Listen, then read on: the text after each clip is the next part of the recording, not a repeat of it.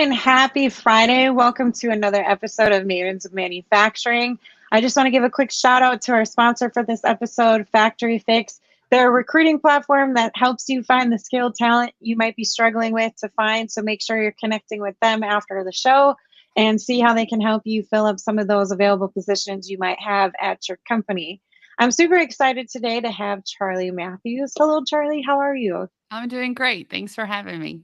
Thanks for coming on board. So Charli and I first met officially at IMTS, and that was just a great time. I fell in love with your passion and your energy right off the bat, and you're just so passionate about what you do. So can you just provide us a quick introduction of who you are and how you got involved with manufacturing and engineering? Absolutely. Well, first, the feeling is mutual. Absolutely. Probably in love with you before we actually met in person because we've been following each other online. But it is. It's about being an advocate for manufacturing. It's wonderful to meet other people that get it. So thank you for what you're doing too. I'm a mom. I'm an entrepreneur. I'm a business owner of 12 years now. I started in the pump industry back in, we won't say the year, but about 20 years ago. And I was really selling advertising and I fell in love with the industry. I love the people. I love all of the things that make up manufacturing and really all the things vital to life. And so Hmm. when I started my company, it was about educating people on social media and the connection of these people. And so, right now, I guess if we fast forward, we basically are a digital media marketing company. We help people connect, inform, and educate the industry through advertising or creating content and events. Hmm. And events is, of course, now is my new passion, if you will, to bring people together in another way. So you were always involved with marketing in some shape or form, and then you happened to come into the pumps industry. So you were selling ads. Did you know anything about pumps and the equipment surrounding that, or was that something that you had to learn as you go? Yeah, the answer is no, I don't know anything, and I just know enough to be dangerous today.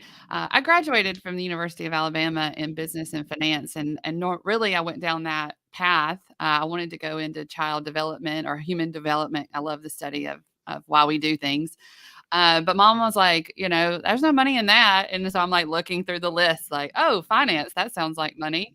And so, no, I really had no idea that there was the option of manufacturing or construction or just anything outside of that on my career journey. And so I feel lucky that I did get introduced to the industry. And now, I can ride by, a water treatment plant or a manufacturing plant on the same route that I used to drive on. And now I know, Hmm. now I see it. And now it's something that, energizes me and excites me.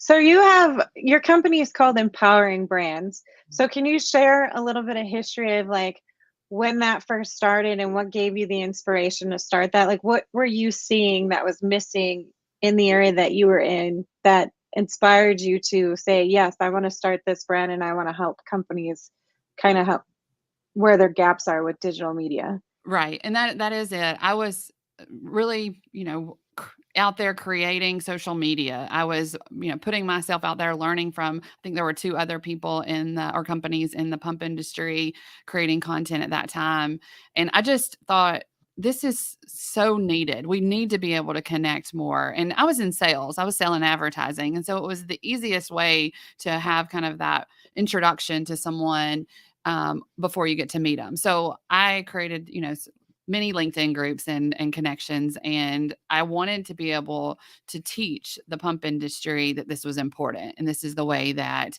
we can share and connect with that, really global audience. So my Hmm. mission back then was connecting the global pump industry. That's what I wanted to do, and we used to say making pumps social. I really was wanting to make the pump industry sexy and attract people to it, but I wasn't bold enough back then to say that. So I said, let's make them social. But it was, it is being able to create a company and adapt it. That is what I love about Hmm. empowering brands. It started off, just website sharing content through social media and doing classes on social media, like fill out your profile. And then fast forward, people need strategy. They need real connections and business opportunities and leads to generate not just, customers for themselves, but even leads on connection and, that network of influence that we have. And so it's so important. And so I went from this, digital ad platform, if you will, Mhm. to this community. And when I was there, this pump industry, I saw that there was a skills gap, there was a knowledge gap, and Mhm. I dug into that, did some research, and what I came up with was that women were the missing piece, right? Like I look around, Mhm. I don't see any, I don't see enough women, and at that time, I didn't see hardly any, and so that's why we created and kind of that journey with empowering women in industry. First I needed my own role model. I needed somebody, after I don't know, almost 20 years now, being in the industry, I didn't have those women in leadership to talk to. And I was reaching Yeah. for myself. And I realized that a lot of other women felt the same way. Again, created that LinkedIn group, went from 0 to 500 overnight. And it was like, okay, this is a real thing, a real need. And I know how to Yeah. create community. Let's do that. Let's create this community to empower people. And it doesn't just empower women, which, Mhm. it empowers everyone to really dive into that. Yeah, I think there's a genuine, like, want to help everyone in this sector, which is really great to see. But I know that sometimes when you bring up these divisional groups, Mhm. people get uncomfortable to talk about them, or they don't want to be that person that doesn't support some of these diversity groups. And I think it's just going beyond that, because we're all here to help one another, and we want more people to come into this sector and grow it, because it's a great place to be, and it's highly important to our economic stability in the United States. So I think it's great that you have all of these different avenues for people to join and have these conversations. Another thing that you have is your empowering podcast. Mhm. So was that before or after the empowering women industry It was part came together? it was during the pandemic. It was 2020, April of 2020. We, of course, weren't traveling, and I had more time. I had been debating a podcast, and I wanted it to be different. I wanted it to, not just create a podcast as somebody else created one, right? And Mhm. it was easy to come up with the people I wanted to talk to, the topics I wanted to talk to. And so Bethany and I were actually at an Empowering Women local event. And in our hotel rooms during storms, we were, creating this podcast. And she says, you come up with the content and I'll help you learn how to do it. So she helped me produce it. And that was at a time where I felt like we didn't understand how many tools there were out there. And we've had so much Mhm. growth in that digital communication space during the pandemic. And so it made it just easier for me because I'm not. I know I own a digital media company and I'm not that tech savvy. Sometimes I get, like I don't really want to edit that. But it's so easy. It's really about sharing the stories. I needed that outlet to be able to connect with people because that's what fills me up and, keeps Yeah. me innovating. And so yeah, we created that to really incorporate everything that we were doing. So we talked about empowering pumps, we talked about empowering women, and we talked about social media and marketing because all of that is connected now. And one of the things is highlighting the work that's being done and through the people. And that's really what makes the difference. So who do you usually have on that podcast for anyone listening in? Because I know there's so many out there now, and there's a lot of niche ones specifically too. So if anyone's interested in, tuning in on your podcast, or maybe they have a story to tell, who would be your ideal guest for Yes. your empowering podcast? Right. So it's the Empowering Industry podcast. And I think my guests are neat people that I meet within this pump and equipment space. But to give you an example, our last guest, Michelle, with ABB. So she's one of our partner. ABB is one of our partners. And we were talking about sustainability and circularity. And what do you do with your equipment after you manufacture it? Or, we can take that to your process, right? Anything that around sustainability, I love development and leadership within that manufacturing space. John Donatello was another one. He works consulting for Hydro now, which is a repair company, or moving beyond a repair company in the cover story. Y'all can hear about that.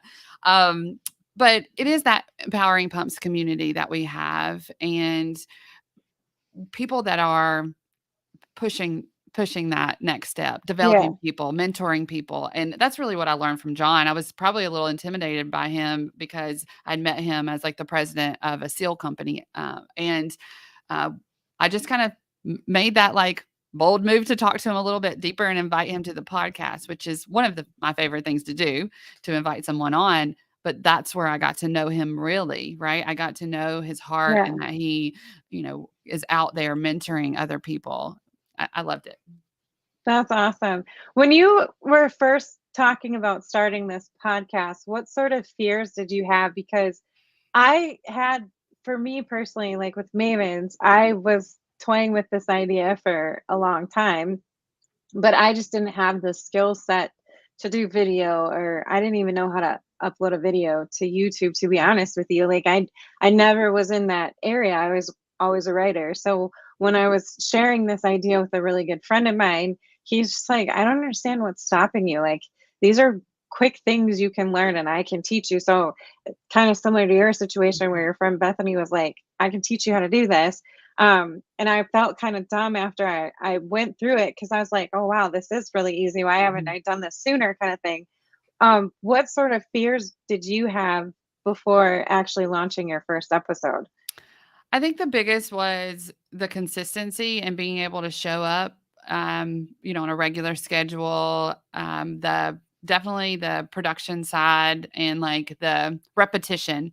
I think I Mm-hmm. love like the variety of work. And so that repetition and like figuring out, and I really actually had to figure this out on how to record where it doesn't kind of take up every week. Right. And these things, that's what I was nervous. I want to do I want to do what I say I'm going to do. And so I don't want to Yeah. create something and then like, yeah, a year later, I don't want to do it anymore. I want to show up for people. And so I think probably that was wanting to stand out and be different is also one of my core values, I think. So I didn't want it to just be just another podcast. I want it to make a difference. And I think the people that I meet and the people that are willing to come on and share a little bit about themselves outside of the work that they do, that's where the magic really is. And that is what Yeah. keeps me coming back and doing it. I just didn't know that part before I kind of jumped in there and started doing it. And I definitely know we get better from, I don't even want to go back and listen to the first episodes, right? Actually, our first episode was pretty great with our speaker. So anyway, it is just jumping out there, getting out of our comfort zone. My first episode was, the guest was great. I like kind of messed up some of the technical side of things because I was just getting used to it.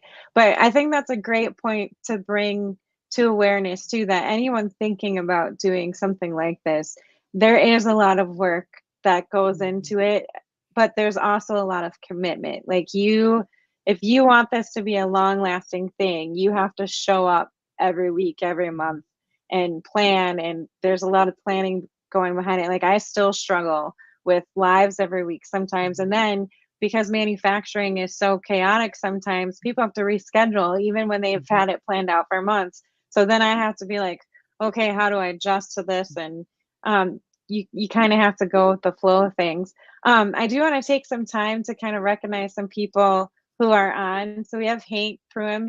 He has two daughters that tune in every week. They're called the Junior Board of Directors, and he says that they send their love. Love you, ladies, too. Thanks for joining in again. Yes.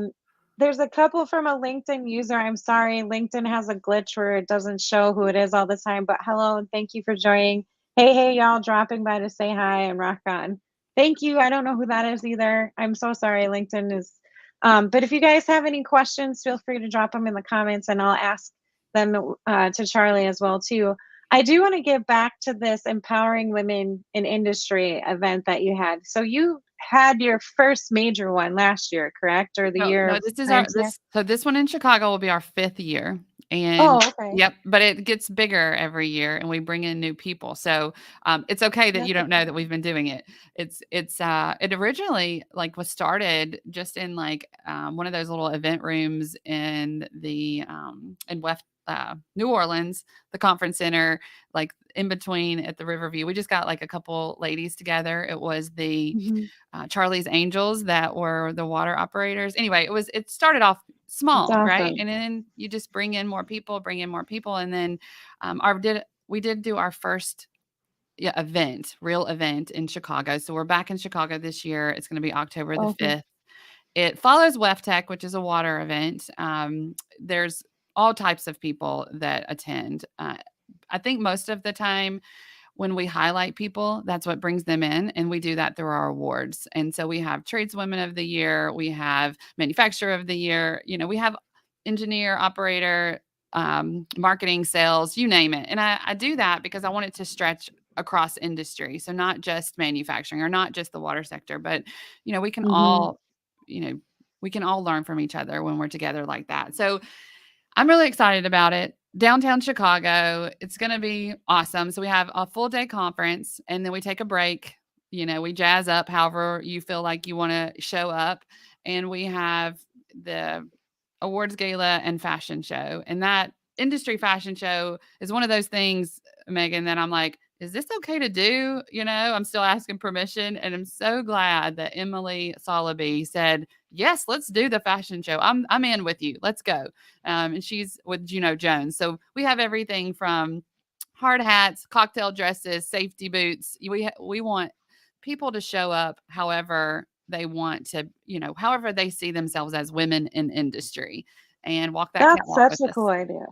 Yeah. That's such a cool idea though, because I feel like, I mean, that's one of the things too that I feel like as women, there's still kind of a struggle with because, this has been such a male dominated industry for so long. I think there's this uncomfortableness between men and women and what's appropriate to say and what's not appropriate to say. But then also, like, we have the issue where sometimes the work clothes that we need, they don't fit us, they're not form fitting. So there's a lot of great companies started by women that are coming out, like Xena Footwear. She makes really cool fashion shoes that are safety shoes as well Mhm. too, so you don't have to keep changing in and out of your shoes when you're walking shop floors. Right. And I think that's awesome. So, like, I remember a long time ago somebody was like, well, you just look like manufacturing, and I'm like, What does how, that what is mean? that? It, Yeah, what does that yes. mean? So it's like, so I think that's a really cool idea because then people can show up, like you said, how they feel like It, they it want to looks look. like it looks like you. It looks like if Yeah, you're in manufacturing and you're listening to this, it looks like you, whether you have makeup on or you don't, or you have a hard hat on, or you get to wear jeans yeah, to school, to work or school. Yeah. It looks like us. And if we can show up yeah. the way that we want to show up. And I like a lot of glamour. I like fashion. And I was showing up in, gray suits and trying to blend in. And you're not able to really go to that next level in your career if you're hiding something about yourself. And I don't care. I mean, if anything, the pandemic taught us that getting our hair done is important, no matter if it's, Yeah. just getting a trim. And so there's so many things in that help your psyche. It helps you, feel like your best self. And that's what we want. We want people to have the tools, so communication skills, the tools and the skills that they need for their trade, whatever they need to learn. But they need a community of women and that energy of encouragement and jazz and yeah, sometimes pink. It Yeah. doesn't matter what that person that I'm talking to needs. I want to be there and I want to give them that community or that connection, that person out there that is going to help them move, at least one more step closer to their goal. Yeah, I love that. I don't know if you know Nikki Gonzalez and Alicia Gillipan, but they started the podcast Automation Ladies.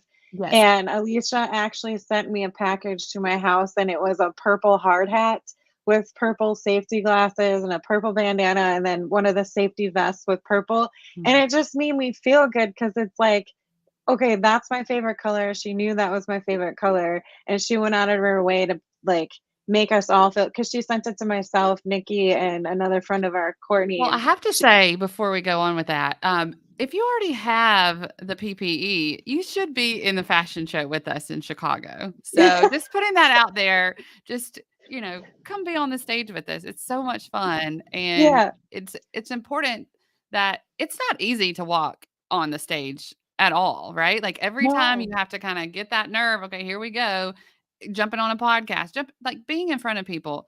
But imagine that courage that it takes and you do it, what that does for you, for your career. It yeah. like takes it to another level. So I do encourage everyone to look. Right now we're taking abstracts. So people who, want to speak to our audience, like, here's your chance. Well, we've got breakout rooms. We do have the main stage, and we have all kinds of ways to participate in the gala and fashion show, of course. And it's just this It year's looks theme like is a be fun. courageous. I'm sorry, Megan, go ahead. It, it looks like a fun time. Like, I see all of your pictures Mm. from your last event, and I'm just like, man, I wish I could have gone there, because you mentioned it at IMTS, and I had something else going on, and I couldn't. And I've never been to New Orleans, so I was just like, dang, We'll double back there whammy. next. It But follows Chicago, New it Orleans, looks so you can go next time, but it is fun. It's my I don't know, my passion, I guess, to create a memorable, exciting, fun event. So I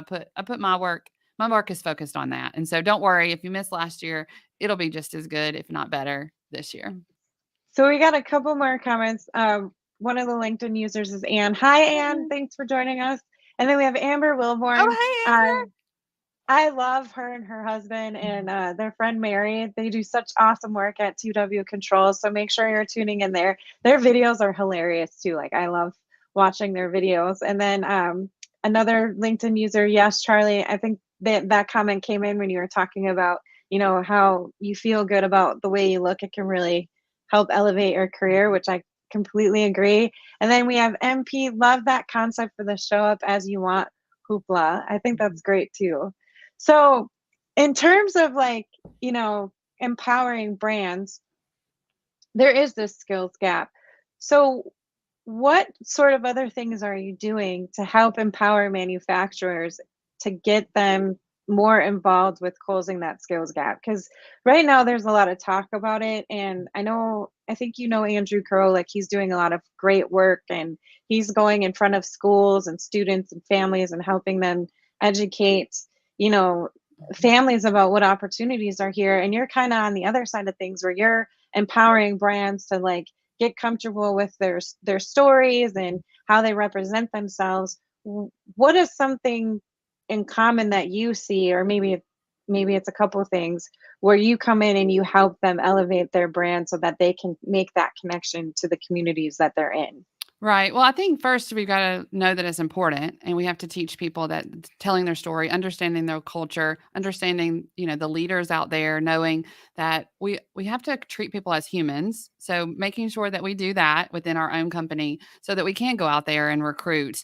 One of the things that I think that we do in empowering brands is elevate that company, tell their story, share it, but also look for people and individuals out there that you can connect people with. So I say that because we have to communicate. And if there's not somebody willing to be that face, willing to show up and I'll give an example. We just launched the Empowering Pumps and Industry Conference, Epic, and it was the first one that I've done. It's introducing this into the pump industry, and we had to have people that were willing to take a chance to show up and know that the whole point of this was to connect industry with the workforce. How we do Hmm. that means show up, have your story to tell, and that could be you're an expert in bearings or you're an expert in water hammer, for example. Like there are stories not just about your personal life. That's not what we're talking about. Is what do you provide that we need every day? And the people that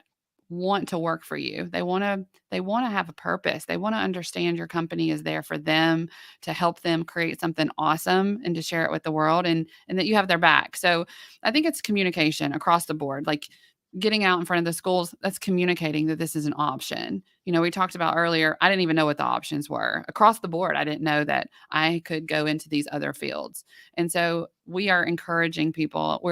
we're definitely an advocate for our partners who are doing that, Mhm. showcasing them, and just I think that that is what we offer to them is we can help you, you know, construct an article if you don't know how to, write. You don't feel like you know how to write this out. We can create ads for you, but we can't make you show up. And I think that that is the most important thing is to show up at these events, to be ready, to get on camera, and it takes work even to do that. So to show up means putting in the action, right? The creating the steps that you need to be that leader that can drive change within your organization. And I think we're doing that through our events. I mean, we are definitely focused on leadership, developing talent within these companies, so that when you talk to the student that we also bring to the event, you know what to say to them. That they're first of all have a real conversation, and they're Yeah. gonna appreciate that. Well, and earlier when before we went live, like, and I mentioned this before too, you and I first met officially at the IMTS Mhm. Creators Lounge, and you said that you were happy that you agreed to do that because that was sort of like stepping outside of your comfort zone. And I think that's important for manufacturers to understand. Like, you need to step outside of your comfort zone if you want to attract the next generation workforce. Mhm. They're not going to be tuning into some of the same channels that we're all tuning in. So they're not going to know about the opportunities, like you said, that we had. Like when I was going through high school, because, and I've mentioned this before several times, because I tested so well in English, you're going to be an English teacher or professor. And I'm like, hey, no thanks. Mhm. So I think we need to do a better job. And the only way that we can do that is if, the experts are getting in front of the kids and having these conversations. And yes, I know it can be intimidating talking to teenagers because I did it before and I don't think I sweat so much in my life when I did it. But, they appreciate that extra Mhm. step. The kids were really grateful. So what are some tips that you're providing, manufacturers to do that with younger generations? Because it is a different conversation than having with adults. You have to connect with them on a certain level. You can't have the same conversations you're having with adults with the next generation. So do you have tips for them to Well, kind I of know a lot of people to get in touch with that have better tips than I do and are like plugged in into the schools and everything. But I would say what I encourage you to do is get involved, right? If you don't have any type of organization or you're not even doing anything in your local backyard school, your tech schools, like then reach out to somebody there. The other thing is just, I think we focus more on equipping our leaders to go to be that person that goes to management and says, "Hey, we're not we're not doing anything in this area. We want to recruit talent. We need to do that in different places that we've always done. So if we went to the same engineering school over and over again, let's reach outside of that and go and find new talent. And that is young talent. It is a different demographic, right? Getting online and being social is part of that. But if they're not ready for that, that's okay. There are other ways to connect with that audience. And it is plugging in locally to like your chambers and the different ways that they're working with schools and workforce development programs. Manufacturers, they need you. They need your equipment. They need to be to have that on display. And so I do encourage people to do that, to make sure that they're plugged in, um, and willing to invest is the other part, because you can show up, but if you don't bring your stuff and are willing to leave your stuff there so people can actually engage with it, you're not really showing up. You've got yeah, to plan that out. It has to be part of the budget, and people see that. I've seen some of the best companies having a program where they recruit in these schools over and over and over again, and they know them. They have a relationship, back to that communication, yeah, connection, like real connection. But I think empowering all of our brands is about developing the leaders that are out there doing the work and being there for them, being that support person for them. So when they walk into the school and they get that like heating up approach, right? And like, this is important, that I want to show up as myself. I want to be able to have, a calm state or whatever, so that I can deliver this message because this is so important to me. And that yeah, also gives you the energy, right? Like I'm like, how do we have energy to be on all these platforms? If it's important to you and it's in line with your purpose of your work, you're going to have the energy. I was so excited. I've been up like early, ready to go and talk to Meaghan today. That's It was awesome. something I really wanted to do. So look within your companies, and it may be telling a story about supply chain issues, which doesn't sound like something are really excited about doing. But if that's your work and you get to say that, and that somebody within your organization gets to be that spokesperson for that, and it lights them up, that's a win. That's what really is going to make a difference, finding those individuals. Absolutely. I think another great point that you mentioned was it's something you have to budget for and you have to invest back into your community. So a lot of companies will sit down, do their budgets for the following year, and they look into like, marketing and traveling and all this other stuff. Maybe consider doing something for community outreach. So what can you budget? What can you donate to your schools? Because I had a conversation with a gentleman at Pack Expo, and he quit his corporate job to teach kids because they needed the program so bad. And he is like, I already made my money, so it was time for me to invest back in my community. And he is like, what frustrates me so much is that these board members that we have for these programs say, well, our time is valuable enough. And I'm like, no, it's valuable, don't get me wrong, it is valuable, but so is some of your money that you can donate to someone, because they need supplies, they need tools, they need machines, they need even field trips, I think is important. So if you can sponsor like a bus full of kids to go to a factory and tour it, or even like a trade show or an event, I think that's something to consider too. So budget for that as well, and not just focus on bringing in new customers, but also bringing in new workers, because their next generation is our buyers. They are our employees. They are going to be our customers. So I think looping it all together is hugely important. It really is. And just one more thing on that, like there are things that are just sitting around your plants that Yep.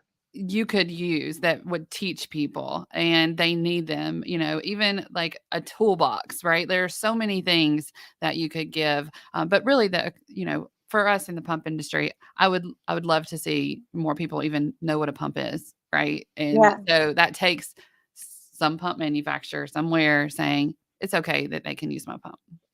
Yeah. Because when I first thought of pumps before I even came into this sector, I was thinking like something that you use to pump up the air in your bike tire, and it's more complex than that. So definitely consider that. We do have a few more. I think this is Hallie because Amber commented later. I came in late. What is the event in Chicago? So Charli, do you just want to repeat what Yes. the event is and Okay. where it's at? And then someone wanted loving your podcast, Meaghan. This is my first episode. So glad I found you. I'm so glad you found us too. Thank you for joining us. It was MP. Can anyone drop the link to register for the event? So can you explain what the event is and how they can Absolutely. register? Yes. So empoweringwomeninindustry.com. And that is the name of the event. So Empowering Women 2023. Also, the theme is Be Courageous this year. So that's really exciting. So October 5th in Chicago, downtown. I'll get you the hotels. We're right there at the end of the contract, but we'll get you that information so y'all all know where we're going to be.